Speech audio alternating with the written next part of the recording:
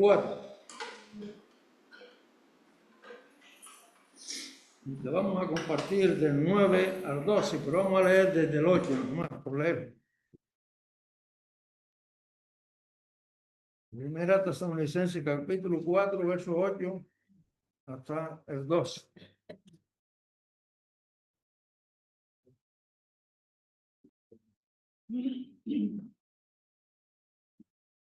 Así que el que desecha esto no desecha a hombres, sino a Dios, que también nos dio su Espíritu, el Espíritu Santo.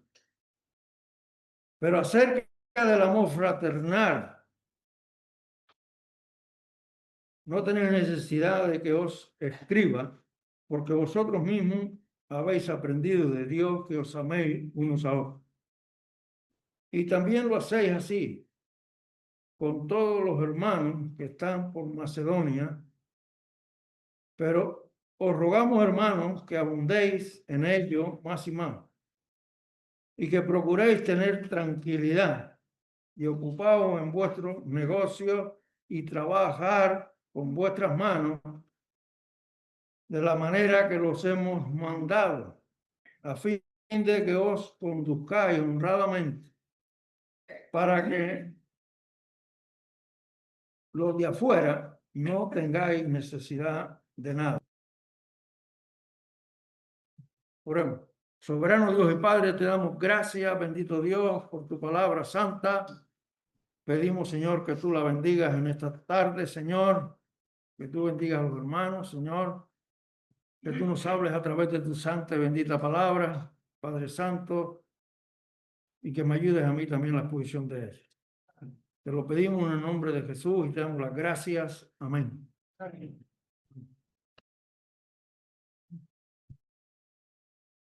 Andar en armonía. Titulamos el título de esta porción de la palabra. De la exhortación a la pureza.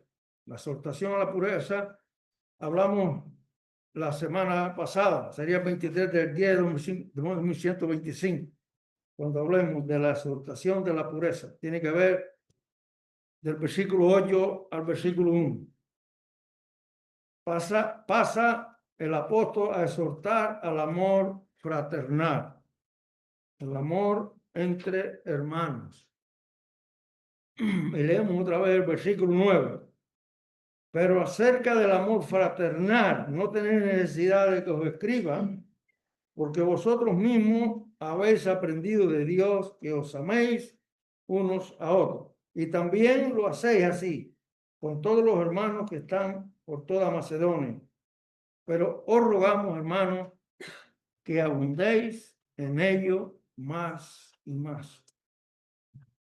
Primero, aunque Pablo pasa ahora a otro asunto, como lo da a entender,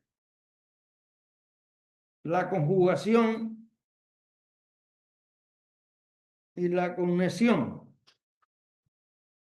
sería, pero, que empieza el versículo 9. Con lo que antecede es clara, segura,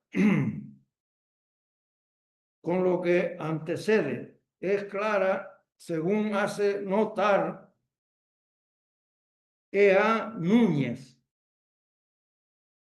en un lugar de abusar del hermano, en ningún lugar abusar del hermano, ni tampoco aprovecharse de él. Hemos de amarle como Dios manda. Si no debemos de abusar de los hermanos, sino amarle como Dios manda. Defraudarlo, si defraudar a un hermano, dice Núñez, es la obra de la carne. Y amarlo es el fruto del Espíritu. El amor es uno de los frutos del Espíritu, o uno de los sabores del fruto del Espíritu, porque el fruto es uno solo, pero tiene varios, diríamos, sabores, podríamos decir, o varias partes, ese fruto. Con lo que Perdón.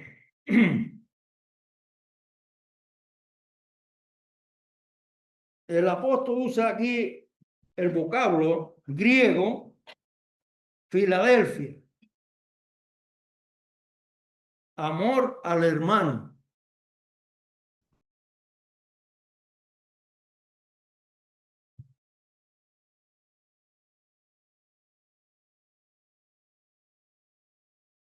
El vocablo también usado por Pablo en 1 de Pedro 1:22.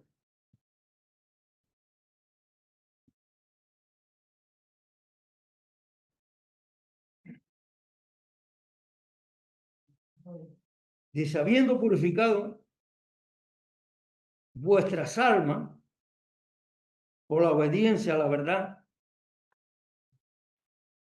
mediante el Espíritu, para el amor fraternal no fingido, el amor fraternal, el amor entre hermanos. Amaos unos a otros entrañablemente y de corazón puro, con las extrañas de lo profundo, de lo más profundo de nuestro ser. Amar a los hermanos entrañablemente y de corazón puro. Y también en 2 de Pedro 1:7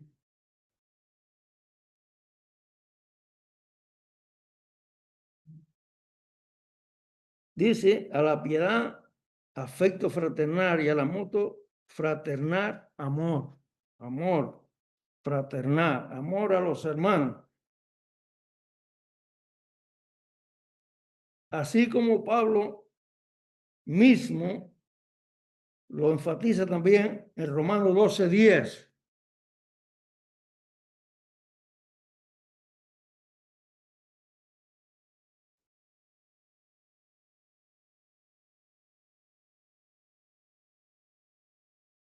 Amaos los unos a los otros con amor fraternal, en cuanto a honra, prefiriéndolo los unos a los otros. Y aparece también en Hebreos 13:1, el amor fraternal, el amor entre hermanos.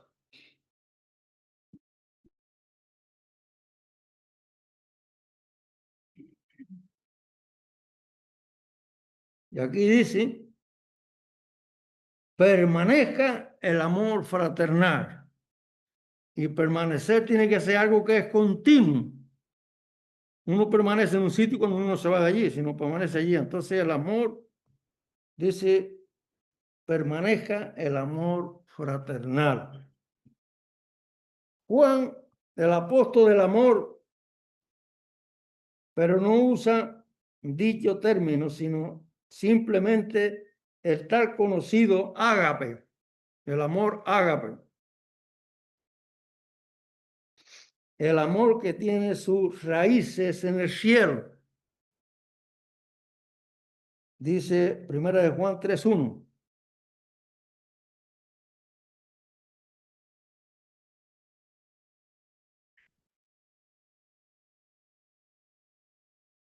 Mirar cuán amor nos ha dado el Padre.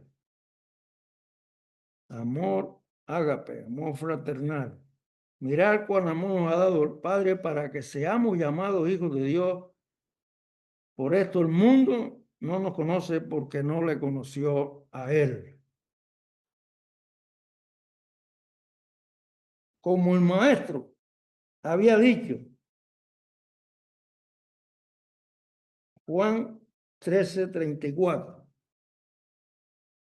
había dicho a sus discípulos, a los discípulos de aquel entonces y a los discípulos también de ahora, que son ustedes y que soy yo.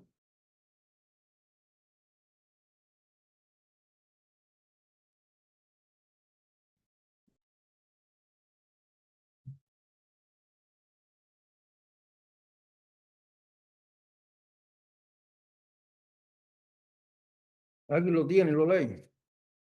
Un mandamiento nuevo doy, que os améis unos a otros como yo os he amado, que también os améis unos a otros.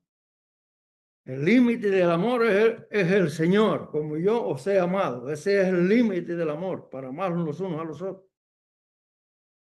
Y también el 13:35, que sería el siguiente.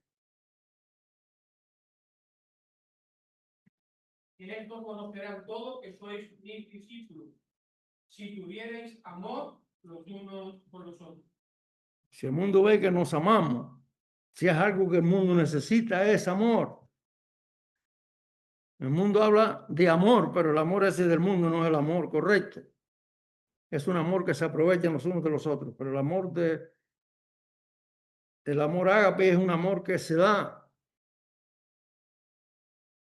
Puesto que los creyentes tienen el mismo Padre, deben de amarse los unos a los otros. De hecho, Dios nos ha enseñado a amarnos unos a otros al dar a su Hijo para que muriera en la cruz por nosotros. Es un amor demostrado. Dios demostró el amor. Nosotros les amamos a Él porque Él nos amó primero. Primera de Juan 4:19. Aunque yo lo he dicho, lo pueden leer en la Biblia, porque la gente trae la Biblia para leerla, ¿no? Nosotros le amamos a Él porque Él nos amó primero. Él nos amó primero, Él se entregó por nosotros allí en la cruz del Calvario. El Espíritu Santo nos enseña a amarnos y también nos capacita a amarnos unos a otros cuando derramó el amor de Dios en nuestros corazones el día que recibimos a Cristo. El día que recibimos a Cristo, una de las cosas que recibimos también fue el Espíritu Santo derramó su amor en nuestros corazones. Romanos 5:5.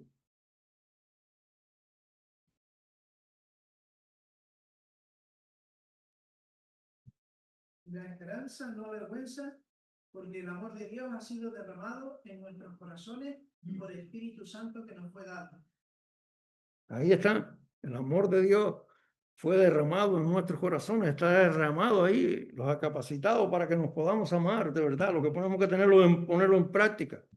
Ese amor, para que ese amor crezca cada día. El creyente ama por cuanto tiene la naturaleza de Dios. El creyente tiene también la naturaleza de Dios y por naturaleza debe de amar.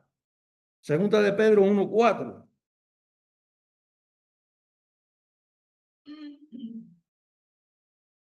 Medio de la cual nos ha dado preciosas y grandísimas promesas para que por ella llegáis a ser participantes de la naturaleza divina, habiendo oído de la corrupción que hay en él a causa de la concupiscencia. Para que seamos participantes de la naturaleza divina. Y Dios en su naturaleza es amor. Primero de Juan 4:8.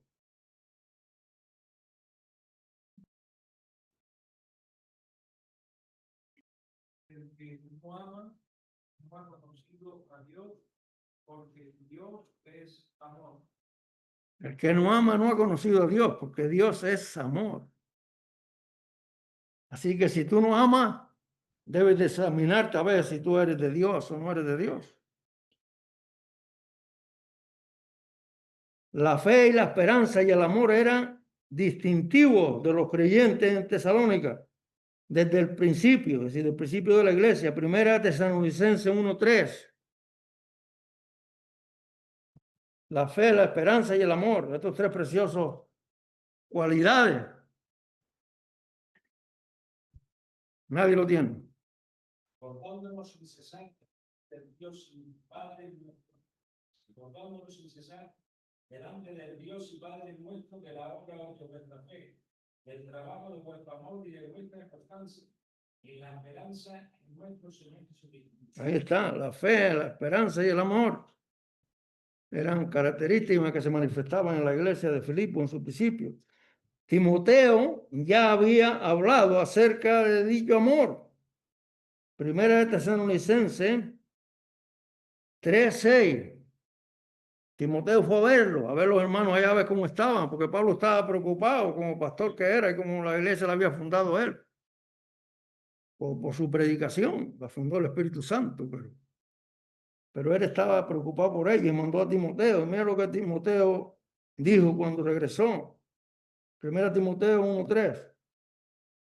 3:6. ¿Eh? 3:6, perdón, 3:6.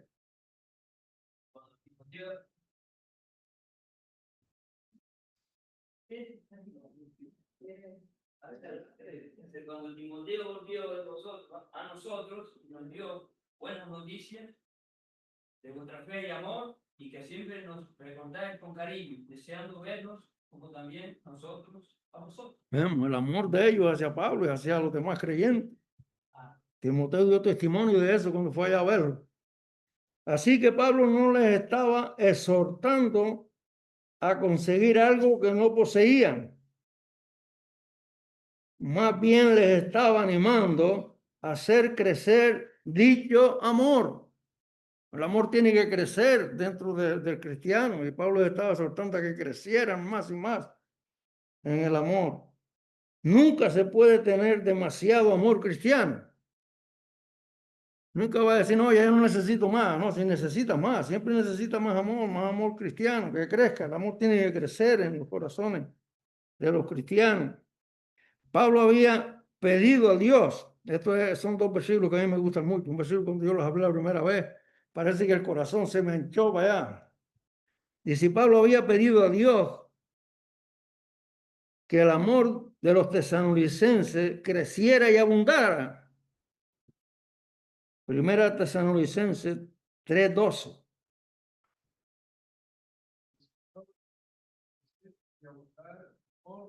Uno para con otro y para todos, como también lo hacemos nosotros para con vosotros. Él había pedido esa oración, que el amor de ellos creciera y abundara. Y Dios contestó esa oración en 2 Tesalonicenses 1:3. Es precioso. Dios contesta las oraciones, hermano. Por eso que estamos aquí esta noche también. Sabemos que Dios contesta las oraciones de su pueblo. ¿Nadie lo tiene?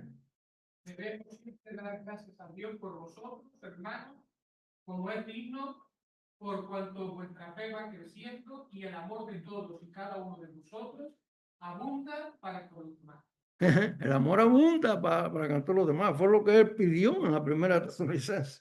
Eso cuando yo lo leí primera vez fue una cosa que me llegó. No sé si a ustedes les pasa eso también. A veces cuando está leyendo la palabra de Dios y ven algo allí, una joya, y ustedes parece que brincan para arriba, ¿no?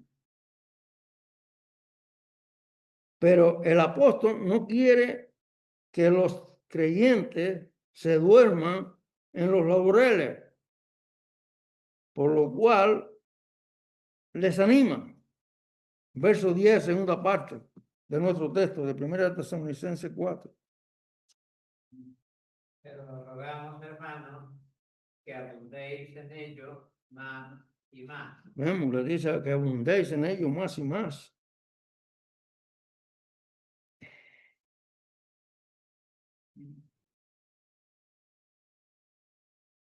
Siendo un amor que es el Espíritu Santo,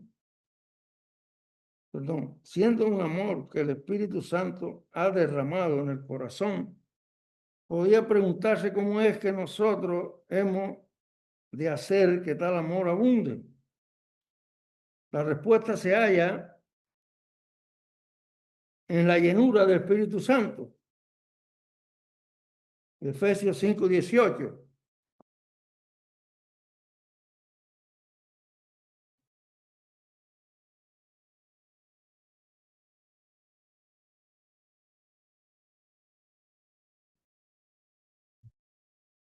Os embriaguéis con vino, en lo cual hay disolución. Antes bien, sed llenos del Espíritu. El vino da disolución, da problemas. Y uno no sabe para dónde va para otro sitio y no siendo para la casa. Pero el Espíritu Santo te da gozo y te usa para su gloria. Ser lleno del Espíritu Santo. Y te da amor, porque el amor también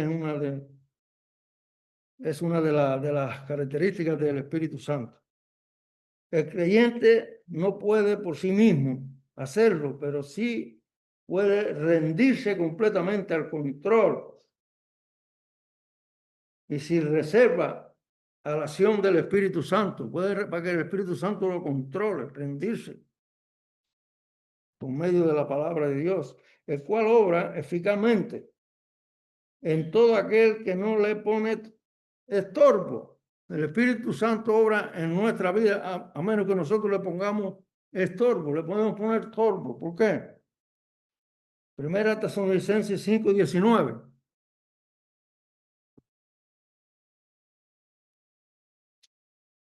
No apaguéis al Espíritu. No apaguéis el Espíritu. ¿Qué puede apagar el Espíritu? Si Dios nos dice una cosa y nosotros hacemos otra.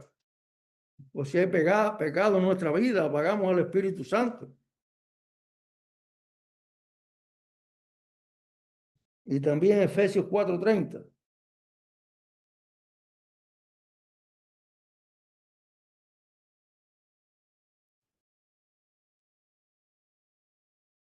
No contristéis al Espíritu Santo de Dios, con el cual fuisteis sellados para el día de la redención. Pero el día que el Señor venga a buscarnos, es un anticipo. No apaguéis al Espíritu Santo. Si apagamos el Espíritu Santo, no podemos ser llenos del Espíritu Santo, porque el Espíritu Santo está en nosotros. El Señor no nos manda que recibamos el Espíritu Santo, porque el Espíritu Santo lo recibimos cuando creemos en el Señor Jesucristo. Pero sí manda que seamos llenos del Espíritu Santo, que nos dejemos controlar por el Espíritu Santo. Dice también andar honradamente. Los cristianos debemos de vivir de una manera honradamente. Versículos 11 y 12 de nuestro texto.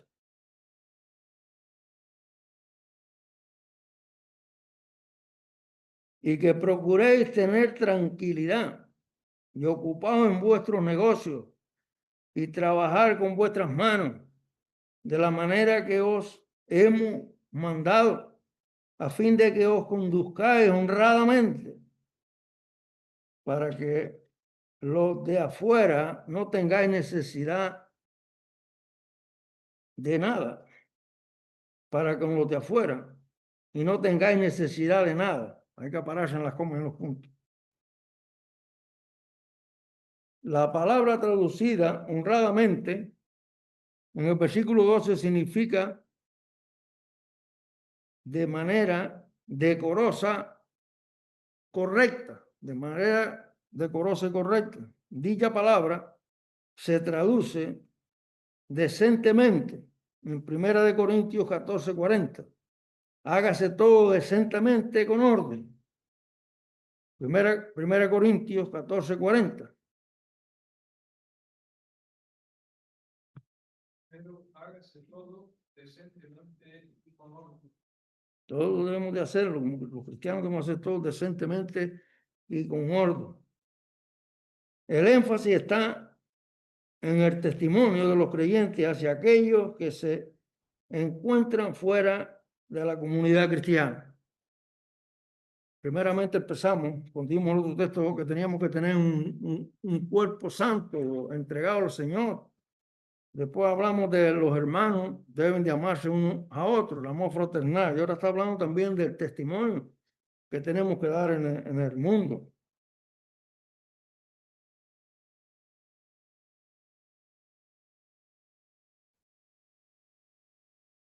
Los de afuera describen a los creyentes. Los de afuera cuando los ve los describe como somos.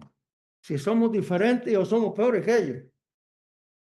¿Me entiendes? Los dicen eso. Nunca debemos de ser iguales a los del mundo. Ni vestirlos como se ven los del mundo. Ni caminar como caminan ellos. Ni imitarlos tampoco. En nada debemos de imitarlos. Solamente debemos de imitar a Jesucristo. La preocupación de Pablo era que los creyentes de Tesalónica trabajaran para ganar la vida y no vivir de gorra. ¿Comprende? No debemos de vivir de gorra, dependiendo de los incrédulos, incluso de los incrédulos, de familiares, de otros que no son creyentes. ¿Qué testimonio le podemos dar? Y que os preocupéis tener tranquilidad, dice el 4:11, y que procuréis tener tranquilidad y ocupaos en vuestros negocios y trabajar con vuestras manos de la manera que los hemos mandado. Tener tranquilidad. El énfasis está en la tranquilidad de mente y de corazón. La paz interior que capacita al creyente para vivir la vida cristiana por medio de la fe en Cristo. Si estamos confiando en el Señor, también tenemos que tener tranquilidad y tenemos que tener paz interior en nuestro corazón. El apóstol no quería que los creyentes causaran problemas al dejar de trabajar para ganar su cotidiano, es decir, ganar el pan cotidiano. Para poder ganar el pan cotidiano, si no trabajaban, no ganaban el pan cotidiano. Y el trabajo es una bendición, porque cuando uno trabaja y uno cobra a fin de mes, uno se siente útil, porque nadie está manteniendo a uno, uno se mantiene solo.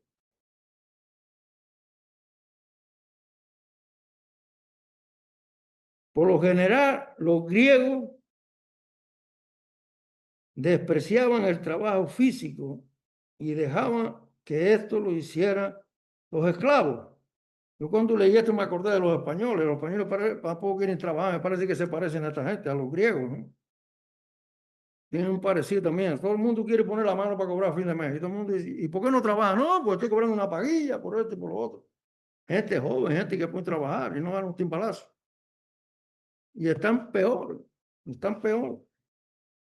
Pablo les dio a los tesalonicenses un buen ejemplo, trabajando con afán, fabricando tiendas de campaña. Primera Tesalonicenses 2, 6 y 9. Dice, ni buscamos gloria de los hombres, ni de vosotros, ni de otros, aunque podíamos sernos carga como apóstoles de Cristo. Ellos podían serle carga porque se lo merecían. Porque os acordáis, hermanos, de nuestro trabajo y fatiga, dice el 9, como trabajando de noche y de día para no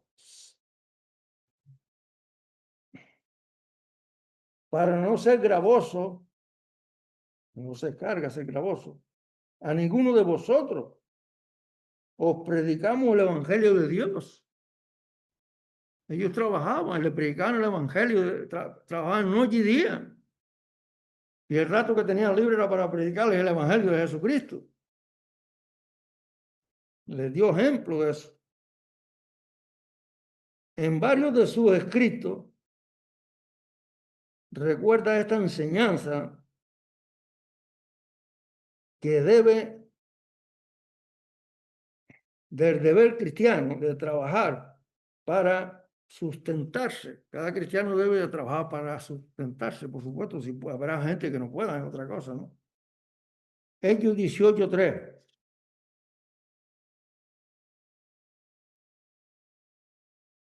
¿Puede repetirlo? Hechos 18:3. Yo creo que todos tienen la Biblia, ¿no? Ya hay muchos sitios ya que la gente no lleva la Biblia a los cultos. Ya no la lleva. La Biblia hay que llevarla, ya hay que leerla, ya hay que amarla, ya hay que obedecerla, ya hay que predicársela a otros. 18:3. Y como era del mismo fin, se quedó con ellos. Y trabajando juntos, pues el oficio de ellos era hacer tiendas. Era hacer tiendas. Oye, a los chiquillos no les enseña nada. Hoy los llevan a la música, los llevan a un partido de fútbol y esto y lo otro, pero un oficio no se enseña hoy. Los judíos tenían la costumbre que aprendían una carrera, pero también aprendían un oficio para que se pudieran sostener. Eso debían de enseñárselo a los españoles. A los niños hoy les preguntan dónde viene la leche y dice de la nevera. Ellos no saben tampoco dónde viene. 20, 34 y 35. antes para lo que me ha sido necesario a mí y a los que están conmigo, estas manos me han servido. En todo os he enseñado que trabajando así se debe ayudar a los necesitados. Recordar las palabras del Señor Jesús que dijo: más bienaventurado es dar que recibir. Y no solamente trabajar para uno alimentarse, sino también para ayudar a los necesitados. Los cristianos debemos de ayudar a los necesitados. Tenemos siempre que tener la mano abierta, no cerrada, sino abierta, para ayudar a los que necesitan. Eso lo dice la palabra de Dios. Los apóstoles siempre llevaban algo para ayudar a los pobres. Hay versículos ahí en la Biblia, no sé dónde están, pero están por ahí, que ellos llevaban para ayudar a los pobres. Los cristianos debemos de ayudar a los pobres. 1 Corintios 4:2.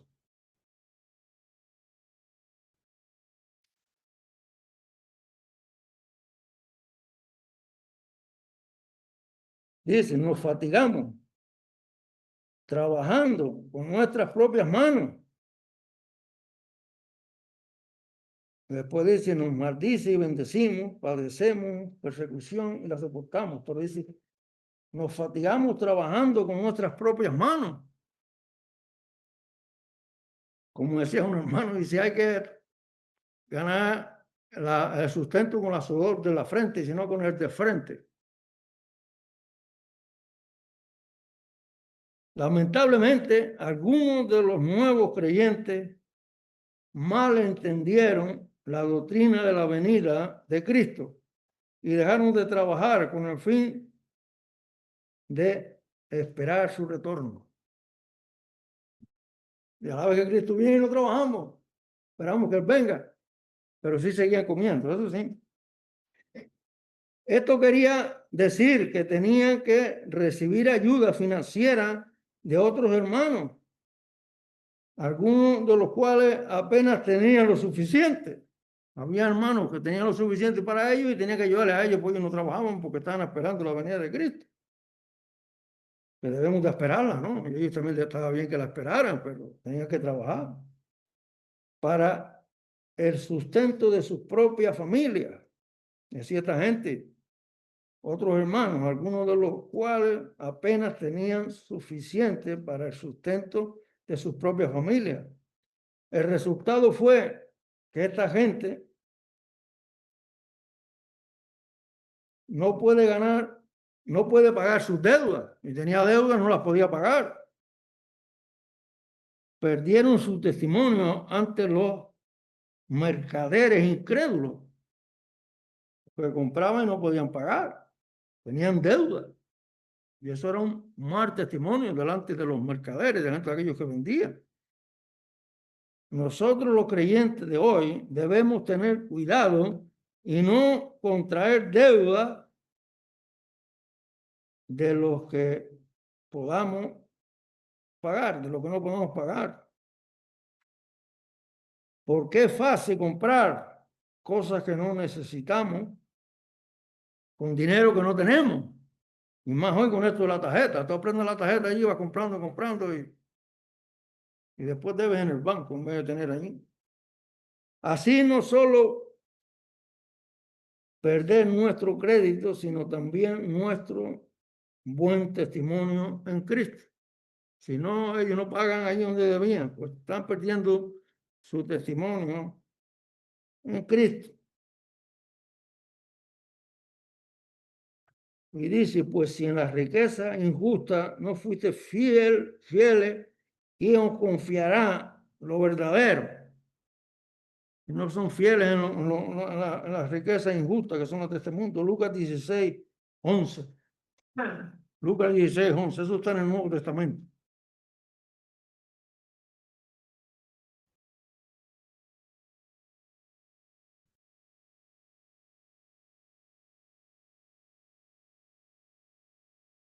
Pues si en la riqueza injusta no fuisteis fieles, ¿quién os confiará lo verdadero? Ahí está, ahí está. Ocuparos en vuestro negocio y trabajar con vuestras manos. Lo leemos en el verso 11. Fue lo que Pablo les mandó. La gente ociosa pasa su tiempo entrometiéndose en lo ajeno y causando problemas a todos. Porque oímos que alguno de entre vosotros anda entremetiéndose,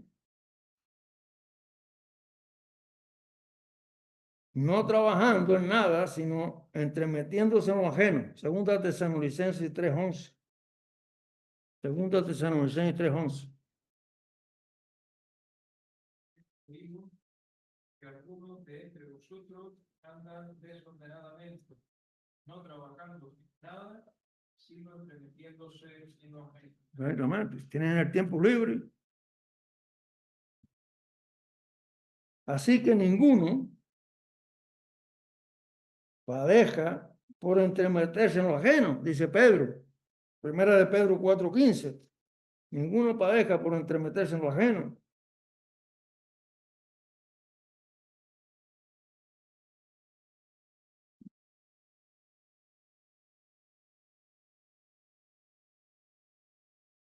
Así que ninguno de vosotros padezca, claro que dicen, así que ninguno de vosotros padezca como homicidio, o ladrón, o malhechor, o por entremeterse en lo ajeno. Ahí está, ahí está.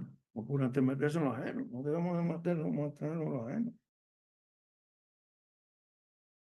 Los creyentes que se ocupan en los negocios del Padre no tienen ni tiempo ni deseo de meterse en los asuntos de otros. No tienen tiempo. Lucas 2:49. Mira lo que se ocupaba el Señor Jesucristo.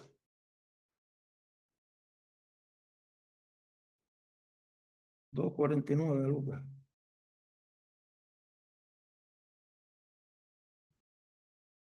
Entonces, él les dijo, ¿por qué me buscáis? ¿No sabías que en los negocios de mi padre me era necesario estar? Estaba ocupado, no estaba metiéndose en lo de nadie, estaba ocupado en los negocios del Padre. Eso habla del Señor Jesucristo. Cuando se quedó en Jerusalén y la madre se vio que no iba con él, que no iba con ella, y volvieron a buscarlo. Como creyentes debemos ser cuidadosos de nuestras relaciones con lo de afuera. Andar sabiamente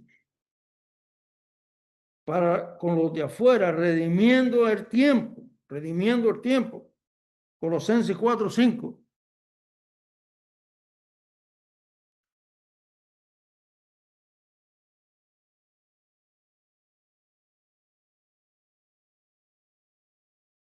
Andad sabiamente para con los de afuera, redimiendo el tiempo. Redimiendo el tiempo.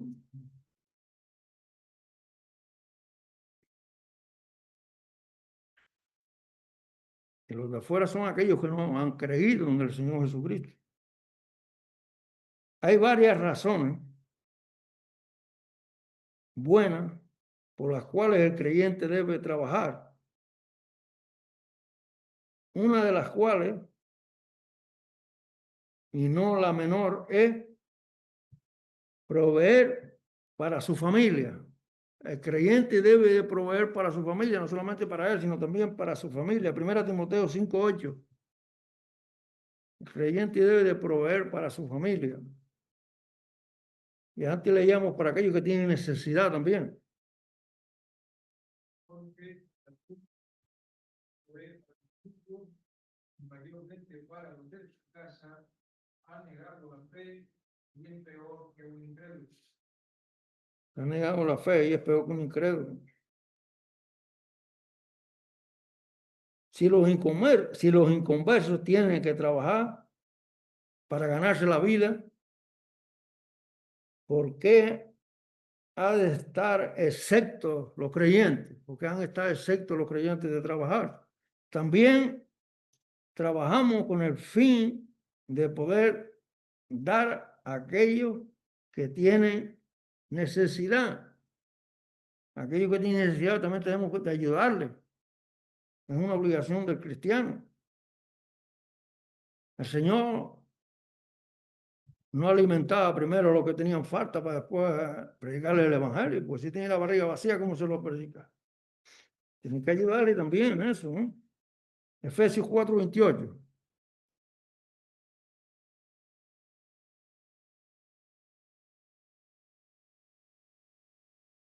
El que gustaba, no guste más, sino trabaja, haciendo con sus manos lo que es bueno, para que tenga que compartir con el que parece necesitar.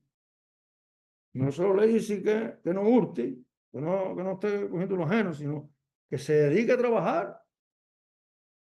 No solamente para él, para que ayude también a los que están necesitados. Ahora, esto no sé si les gustará lo que dice aquí. Dice, si alguno no quiere trabajar, que tampoco coma. Yo sin trabajar puedo estar una semana, pero sin comer ni un día aguanto. Segunda Tesalonicenses 3:10.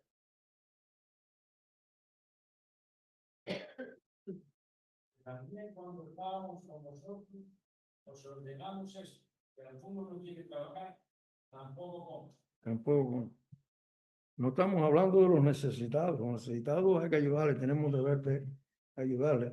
El trabajo no es una maldición, sino una bendición. Dios le dio a Adán el trabajo en el paraíso.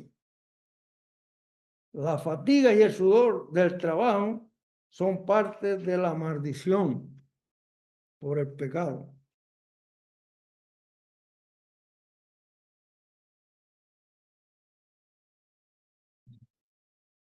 Pero no el trabajo en sí, no el trabajo en sí.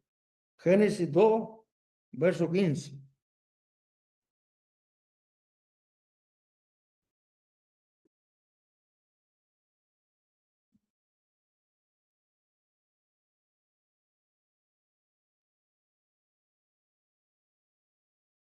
Tomó pues Jehová Dios al hombre y lo puso en el huerto de Edén para que lo labrase y lo guardase.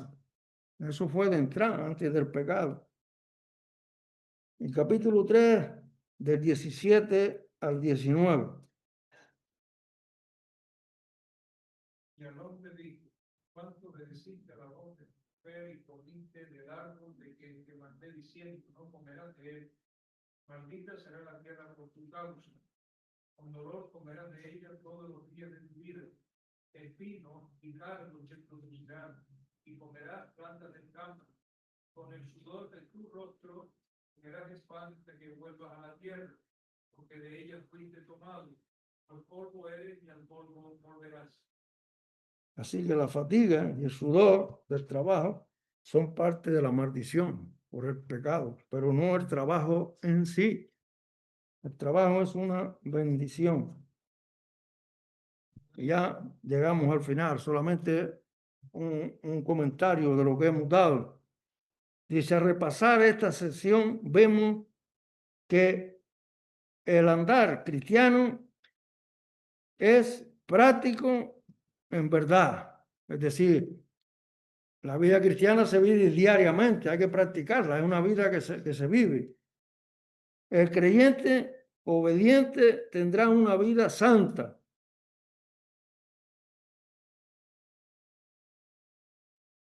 Absteniéndose del pecado sexual. Eso fue lo que hablamos la otra vez que prediqué sobre este tema. Y una vida armoniosa, amando a los hermanos. Eso lo hemos dicho esta noche. El amor fraternal. Y una vida honrada, trabajando con sus propias manos, sin entremeterse en los asuntos de otros.